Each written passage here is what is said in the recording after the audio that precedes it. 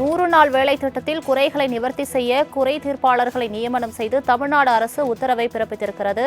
100 நாள் வேலை திட்டத்தில் குறைகளை நிவர்த்தி செய்ய தற்போது தமிழ்நாடு அரசு புதிய முன்னெடுப்பை எடுத்திருக்கின்றது.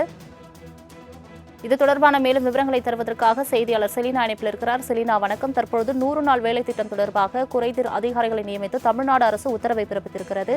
இந்த உத்தரவில் உள்ள மற்ற விஷயங்கள் என்ன? 100 நாள் வேலை திட்டத்தின் கீழாக செயல்படக்கூடிய அனைத்து இடங்களிலும், குறிப்பாக 100 நாள் வேலை திட்டத்திற்கு பதிலாக 55 நாள் 40 நாள் மட்டுமே இந்த வேலை வாய்ப்பு என்பது நடைபெறுவதாக பல்வேறு மாவட்டங்களில் குற்றச்சாட்டுகள் என்பது முன்வைக்கப்பட்டிருந்தது.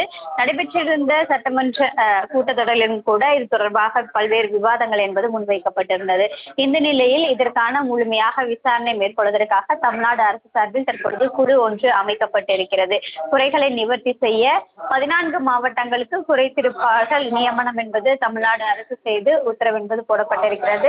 மகாத்மா காந்தி ஊரக தேசிய வேலை திட்டத்தின் கீழாக செயல்படக்கூடிய 14 மாவட்டங்கள், குறிப்பாக பெரம்பலூர், கடலூர், ராணிப்பேட்டை, திண்டுக்கல், கள்ளக்குறிச்சி, புதுக்கோட்டை, திருநெல்வேலி, நாகப்பட்டினம், தேனி, ஈரோடு, தென்காசி, நீலகிரி, விருதுநகர், விழுப்புரம் ஆகிய 14 மாவட்டங்களுக்கு சிறப்பு நியமன அதிகாரிகள் என்பது நியமிக்கப்பட்டு குறிப்பாக குறை தீர்ப்பாளர்களாக அவர்கள் கருதப்பட்டிருக்கிறார்கள். அனைத்து இடங்களிலும் நேரடியாக சென்று இதற்கான குறைகளை தீர்க்க வேண்டும். என்னென்ன குறைகள் என்பது பொதுமக்கள் நேரடியாக வைக்கிறார்கள். 100 நாள் வேலை திட்டத்தின் கீழாக செயல்படக்கூடிய திட்டங்கள் தொடர்பாகவும் அங்கு என்னென்ன பிரச்சனைகள் நிகழ்கிறது என்பது தொடர்பாகவும் இந்த குறைதீர்ப்பாளர்கள் அனைத்து இடங்களிலும் நேரடியாக சென்று கேட்டு அறிய வேண்டும் என்றும் தமிழ்நாடு அரசு சார்பில் உத்தரவு என்பது போடப்பட்டிருக்கிறது.